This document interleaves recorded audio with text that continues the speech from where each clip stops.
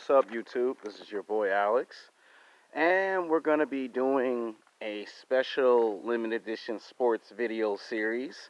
It's going to contain 4 different video episodes of your best and brightest athletes in sports. Today's first episode of this limited sports series is going to be called NBA Top 18 Greatest NBA Players of All Times. This list contains 18 of the greatest professional basketball players to play basketball in high school, college, and professional basketball. Unfortunately, not everyone's favorite basketball player in the NBA, past, present, or future, is on this list. So some of you guys may be angry and upset of the names that you hear get named off. Some of you will understand why these players are on this list. Some of you might still have an issue after this video has been uploaded onto my first and second sports channels. Keep in mind, if this video is very successful, I will make a part 2, a part 3, and a part 4. So it's supposed to be a total of 4 episodes. The second one might be called the 10 best basketball players to never win championships. Part 3 might be the best big men in professional basketball. And then the fourth one might be the best championship dynasty. So it all depends on you guys, the fans, my fan base, my loyal subscribers, the viewers, the audience. It all depends on you if you like the series or if you hate the series. So if you like part 1, of course I'll make a part 2, a part 3, and a part 4. And even if you guys don't like the series, I'll still make 4 videos because I am a man of my word. So we're not going to do them in order because I heard that when you do them in order, they're boring. But when you do them out of order, they're more fun, they're more challenging, more exciting, and it makes the video more creative. So bear with me. This is going to be a very long video. Might be 25, might be 30 minutes, might be 34 minutes. For all me know, it could possibly be 40 minutes. Let's hope not. Because then after 30 minutes, the camera might cut off. And then the video might get broken into 2 parts anyway. So you've been told. Don't be surprised.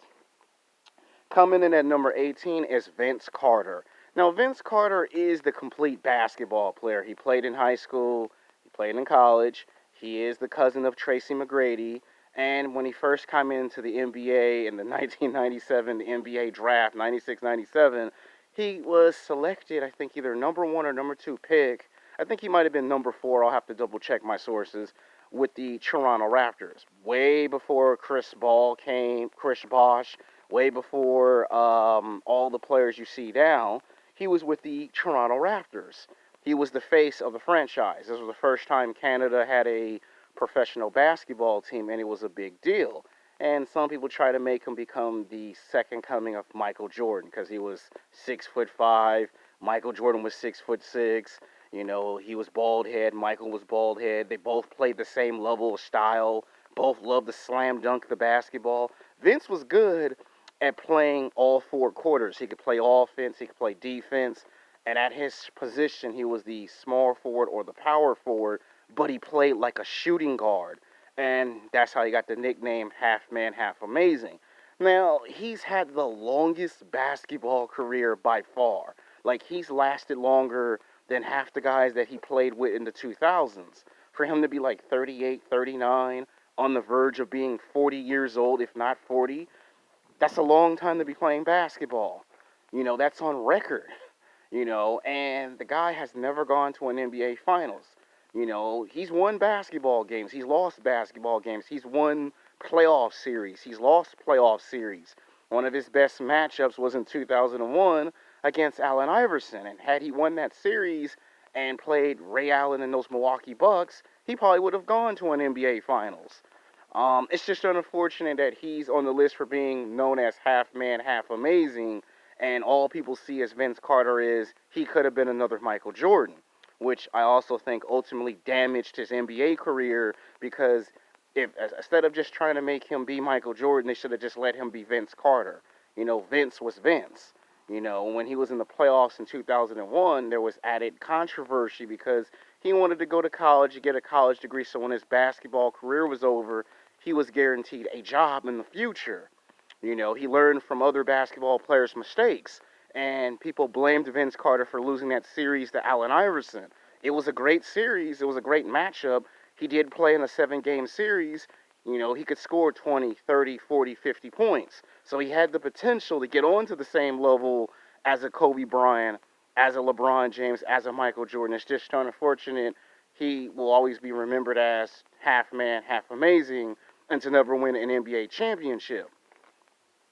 Coming in at number 17 is Tim Duncan. He has won 5 NBA championships, played 17 years of professional basketball. He did play college basketball at Westlake, and he is a center who also played small forward.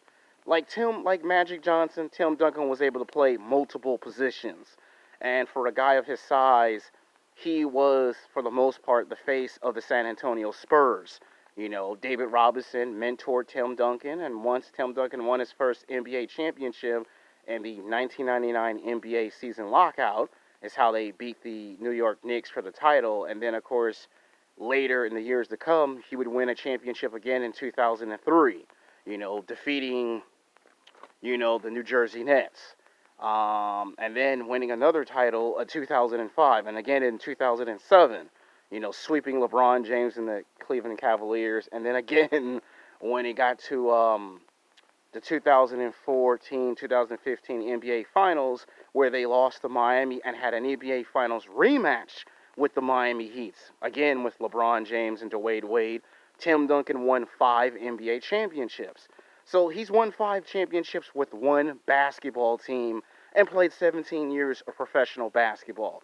But the problem is a lot of people don't give Tim Duncan the respect and the credit he deserves. I mean, if it weren't for Tim Duncan playing 17 years and being a part of 5 championship rings, how far would the Spurs have won titles? Sure, the Spurs would have won 2, maybe 3 championships, but they won 5 championships, but they gone to the NBA Finals like 6 or 7 times in their franchise. And when you think about it, Tim Duncan should be even higher on this list. The guy sacrificed a lot. The guy sacrificed seeing his friends, his family, his kids. The guy took pay cuts. The guy took less money to win more championships. And when you get a guy who's not about being rich and famous, when you get a guy that's not about how many championships he rings, but he's just a guy that just likes to help people win, what more can you say about being one of the greatest basketball players of all times? Coming in at number 16 is Chris Paul. Now, I know some people are going to say, why is he this low on the list? Because he's the best basketball player to never win an NBA championship. Now, he has played currently right now 15, 16 years of professional basketball, and he's one of the best basketball players. For a guy that can play point guard, shooting guard, and he steps up in big moments and win basketball games. But one of the biggest criticisms of Chris Paul, he can't ever get out of the first round. And it wasn't until 10 years later when he was with the Clippers. And to this very day, people still can't believe how come that team never got to the NBA Finals. I mean, just think of all the potential matchups with Chris Paul, Blake Griffin, DeAndre Jordan, Jamal Crawford, J.J. Redick, and Doc Rivers' son. Just imagine with that squad what you could have saw. We could have seen Clippers Warriors. We could have seen the Clippers battle the Lakers to see who advanced to the NBA Finals in that time frame. And I know some people are going to say Chris Paul probably would have won 1 or 2 championships had they just done the impossible. Had they let Chris Paul team up with Kobe, Kobe would have won 7 or 8 championships. Chris Paul would have won 3. That's what we all think about. You can't tell me as a basketball fan, there are not days in the back of your mind where you still think about, man, just only if they just allowed Chris Paul to team up with the Lakers, Chris Paul would have got 2 or 3 championships. Kobe would have got 7 or 8 championships. I mean, that team would have been unstoppable, and it's why they didn't do it. I mean, yeah, he played 6 years with the Clippers, but you can tell when they weren't going to win, their best moments were gone when their injuries played them. And I think this is what hurt Chris Paul, too many injuries. Always having to score 20, 30, 40, 50 points just to keep them in the game. Not just to win the game, but to keep them in the game. And then to do the same thing in the playoffs. And then not getting along with certain players is what really caused the problem.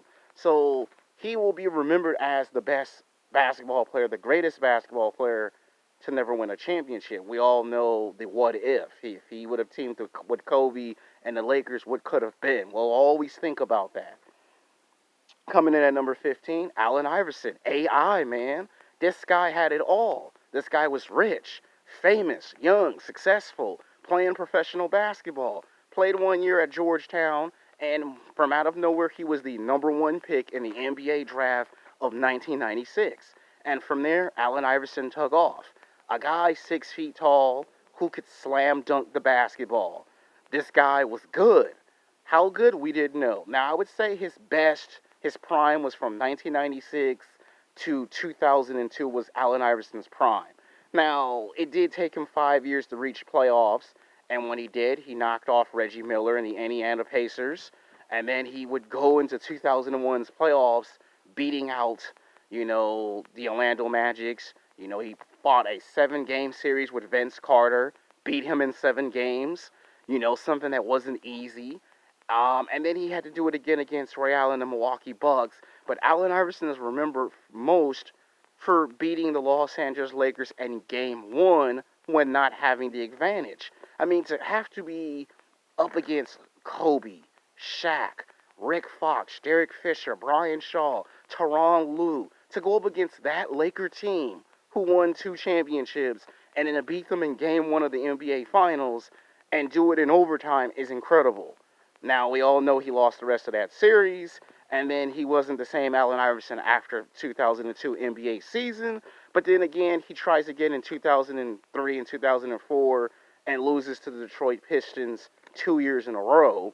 But Allen Iverson showed that he could still play at a high level. Even when he got traded to the Denver Nuggets, he still showed glimpses of his prime and what he still could do. And it's just unfortunate that this guy was great for having the most steals, the most assists, and scoring 60 points. He became like the second or third basketball player to actually drop 60 points in the middle of a season. And the guy's won 2 NBA MVPs, 2 All-Star NBA MVPs. The only thing that's missing on this guy's resume is a championship and being inducted in the NBA Hall of Fame. He'll get in the Hall of Fame. It's just he has something in common with Chris Paul. They're the best, they're the greatest to never win an NBA championship. But people will really remember Allen Iverson for his controversial speech about, we're talking about practice, not the game. It's all over the internet. People to this day still talk about that. And people still wear Allen Iverson jerseys, which tells you this guy should have won at least 1 or 2 NBA championships. Coming in at number 14, Steve Nash. It's just unfortunate, as great as Steve Nash was in the second half of his basketball career, the guy's never seen an NBA Finals. It's a tragedy. I mean, when he first came in, he was with the Dallas Mavericks. They traded him for Jason Kidd. They sent him to Phoenix. Then they sent Jason Kidd to Phoenix, and then they sent Dirk. Dirk Nowitzki, was happy when he got his guy, Steve. And that was a one-punch combination. It's a wonder to me that the Spurs would win, the Lakers would win, and they would battle the Jazz, the Houston Rockets, the Sacramento Kings. Those were the stuffed games of legends. And Steve Nash was there for all of that. Played 7 years with the Dallas Mavericks. Then he got traded back to the Phoenix Suns, where he didn't have one chance. He had several chances to make playoffs and achieve his dream. I mean, when you had a young Shawn Marion, Stoudemire, Steve Nash, remember that Phoenix Suns team? That team was unstoppable on offense and defense. And the fact that he had a running gun style, to be his size and to get through in and out of traffic. It's like people was reminded that he was Larry Bird because of his shooting ability. This guy would drop 20, 30, 40, 50 points a game, and he would do this consistently. And then to find out that he played professional soccer around the time of playing professional basketball. At the time, it was unheard of to be good in 2 sports. And then to play 14 years of professional basketball, he had the same injury that ended Larry Bird's career. That's why it's disappointing that as great as Steve Nash could have been and is, it was his back that hurt him. He had his back injury. And when he got with the Lakers, again, as old as he was, he still had a chance to do something that few players in their career do when they're 34, 35. That's win an NBA championship. It's just unfortunate will know him for being back-to-back MVPs. Like there was controversial when he won two NBA MVPs 2 years in a row. He was supposed to win it 3 years in a row, but his best friend Dirk Lewinsky got it in 2006 when they lost to the Miami Heat in the NBA Finals. And then people confirmed Steve Nash should have been a three-time NBA MVP because he deserved it. So you can see coming in at number 13 is who else? Dirk Lewinsky. Now, Dirk Nowitzki coming at 7'1", 250 pounds. He's from Germany, and no one had never seen a guy of his size play basketball like a point guard, a shooting guard, and do it with such grace and class. The guy could slam dunk the ball. The guy could hit three-pointers. The guy could make free throws.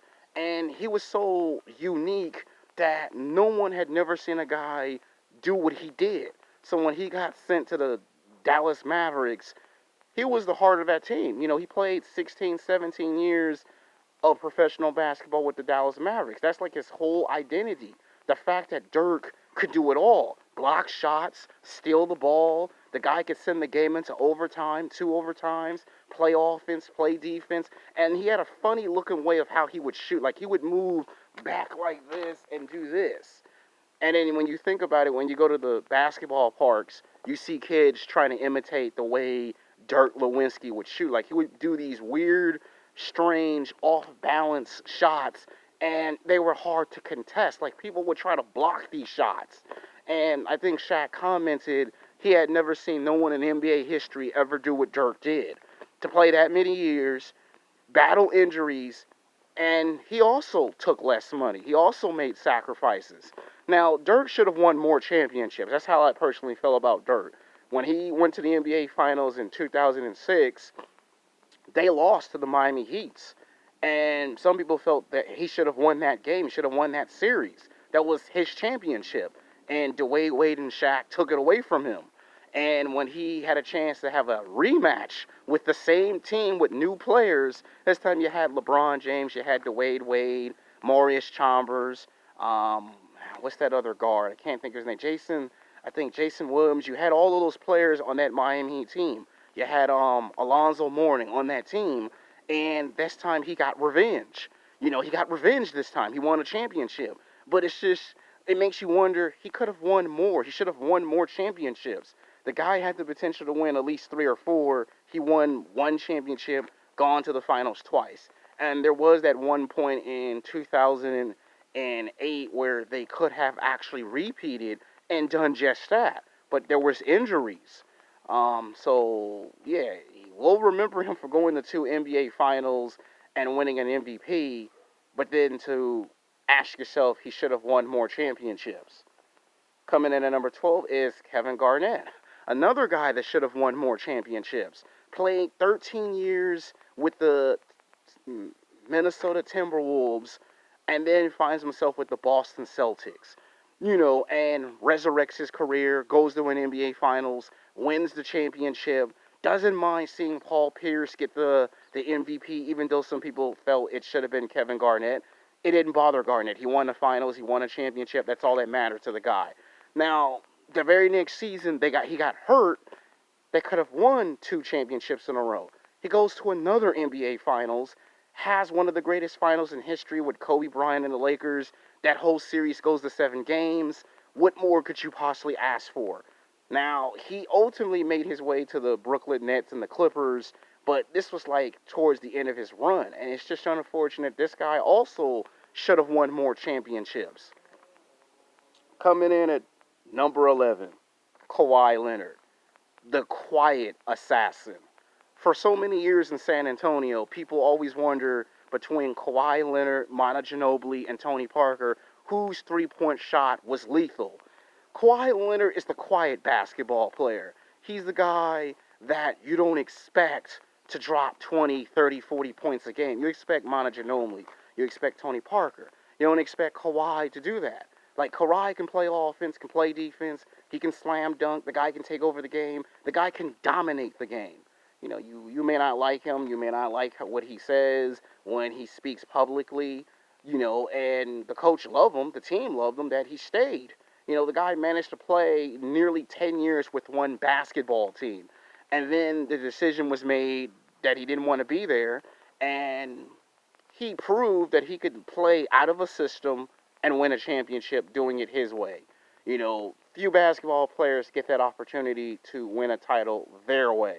The guy goes to Toronto, the guy wins a championship for Toronto, does something that never been done in that franchise. Now, it's unfortunate that he didn't want to stay with the Toronto Raptors. He should have, because they could have won 2, 3 championships, and they could have been a dynasty. And then he comes to the Clippers, and the idea that you got him, you got, you got Paul George. This team is probably going to do something that you would expect. And it only remains to be seen, will he win more championships? He won 2, he managed to win 3 championships with the Spurs, another one with the Toronto Raptors. So it remains to be seen if he's going to win more. And I wouldn't be surprised if he does. All right, coming in at number 10 is Kevin Durant. Now, I know some people are going to be upset with him being on this list, considering that he played about 10 years with the Oklahoma City Thunder and then decided you go to the team that actually beat you on your way to the NBA Finals, the Golden State Warriors. Well, even though that's bad enough, Kevin Durant just shows you the blueprints that if you want to win a championship, there's more than one way to do it. Yeah, it caused the backlash between him and Russell Westbrook, but he managed to win 2 championships by doing that. And he played against his best friend, LeBron James, in the NBA Finals, not once, but twice. And beat him twice in the NBA Finals. And I'm pretty sure if I'm LeBron James, I probably want some payback for getting beat by Kevin Durant. And the fact that Kevin Durant is now with the Brooklyn Nets makes you wonder, him, Kyrie Irving, you put them together, that something great might happen out of that. Remains to be seen. Coming in at number 9 is Shaq. Now, some people feel like he should be much higher on this list, and he should. The guy won 4 NBA championships. The guy is a 4-time NBA MVP, 2-time All-Star NBA MVP, won a U.S. gold medal, and has played on 6 professional basketball teams. And it all started for Shaq in 1992's NBA draft, of course. Selected number 1 for the Orlando Magic, and found himself playing alongside Penny Hardaway. Now, these 2 guys had a hard time getting along. I mean, these guys could have won 2, 3 championships, at least 2 or 3. He played 5 years with that basketball team. Right in the middle of a 6th NBA season, he decided, send me to LA. And it turned out to be a good thing because he got to go to the NBA Finals 4 times and win 3 championships with Kobe Bryant. And Penny Hardaway is sitting back at home scratching his head. That could have been me. So you saw Shaq and Kobe before you really saw Shaq and Kobe. Same guy, but another guy, Kobe Bryant, on a higher level. And what is sad about Shaq's career is that the first 10 years, Shaq was dominant.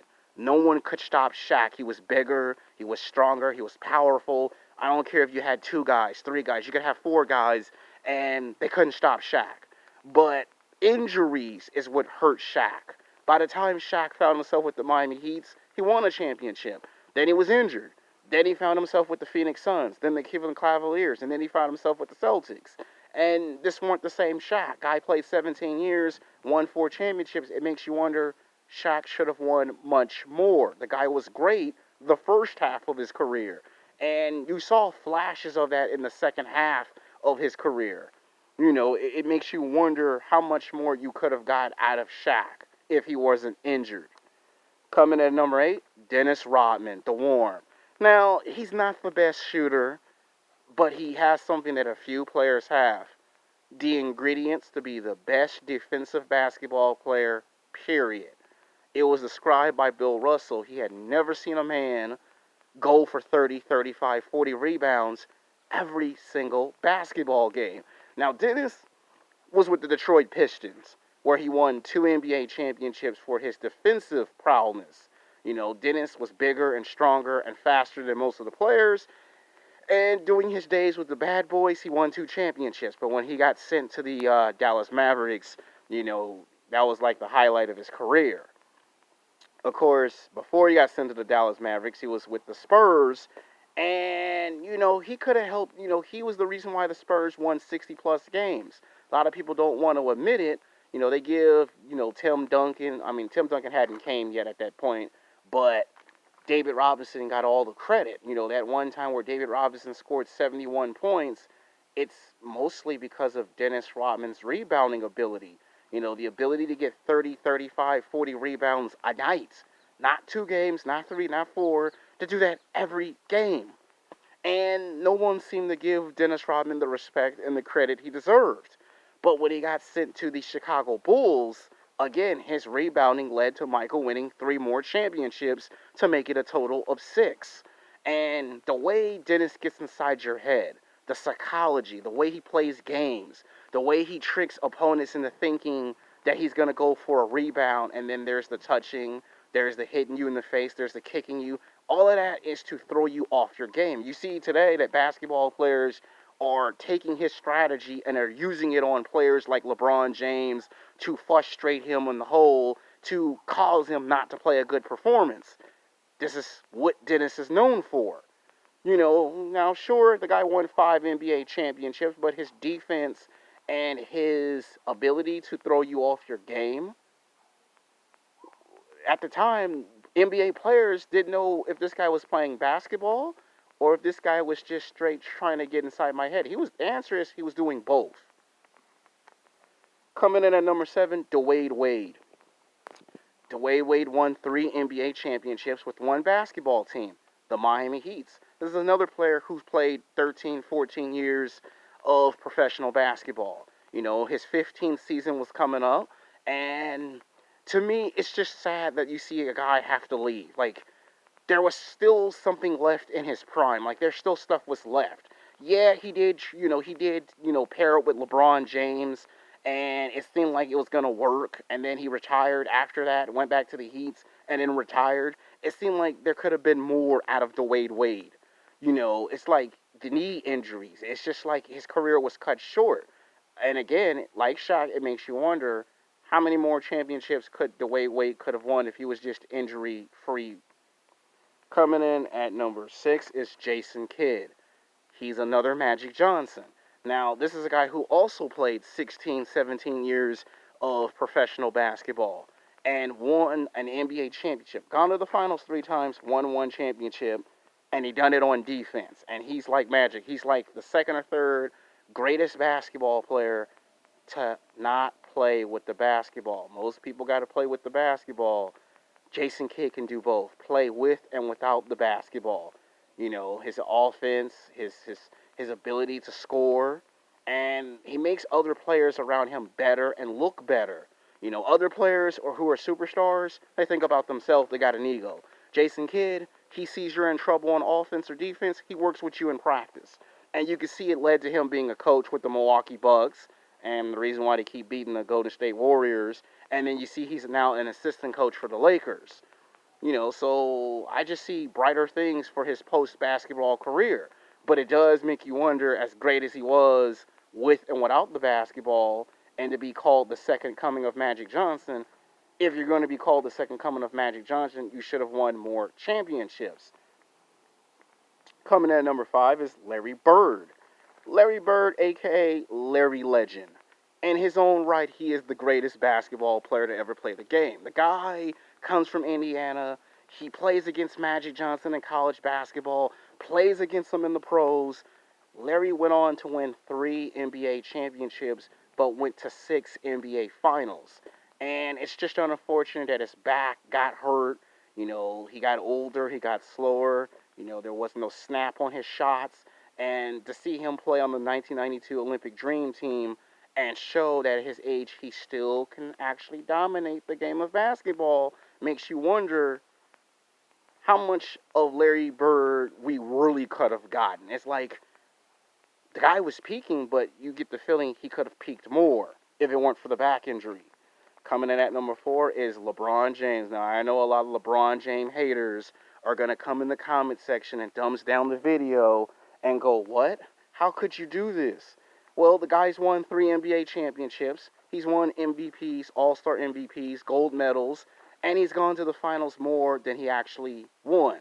Either case goes, LeBron James has his moments when he dominates a basketball game. For me, it's when he played against the Boston Celtics, Game 7, Miami Heat versus the Celtics, and the way LeBron scored 45 points in that playoffs. No player had ever scored that high to win a basketball game, and it was that series that led him to go to an NBA Finals and go against Tim Duncan and those San Antonio Spurs. So that's why it's that serious. Coming in at number 3 is Magic Johnson, the Magic Man, who played 15 years of professional basketball with one team, the Los Angeles Lakers. Won 5 NBA championships, and is the first, if not the first, and the second basketball player in NBA history to play all 5 positions. And the only player in history to score 40 points in an all-star game. And play on the Olympic Dream Team with all his buddies. And the only basketball player to really do this with such class and flair. You know, Magic loved Hollywood and Hollywood loved Magic, so you got 5 championships. Now, I still believe that Magic probably had it in him to win a 6th or a 7th championship because it was his injuries that slowed him down.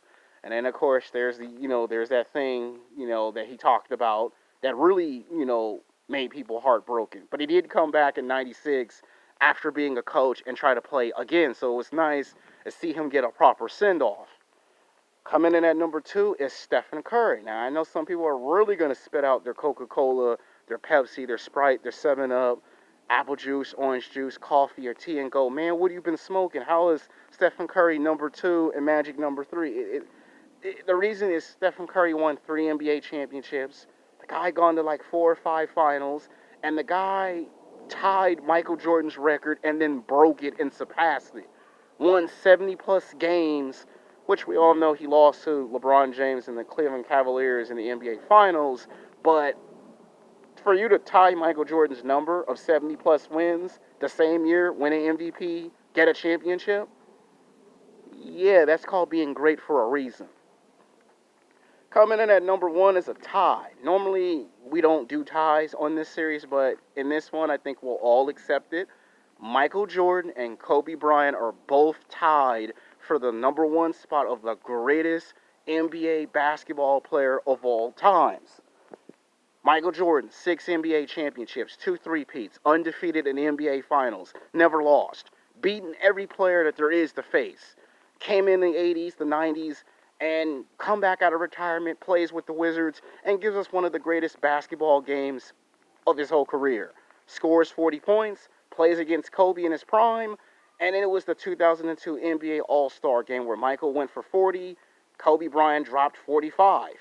And to see the passing of the torch, to see Michael pass the torch to Kobe was something great. It was like what would have happened if we saw Muhammad Ali in his prime fight Mike Tyson in his prime. That's how you could describe the 2002 NBA All-Star basketball game. Kobe Bryant, 5 NBA championships, gone to like almost 10 NBA finals, and we all know Kobe when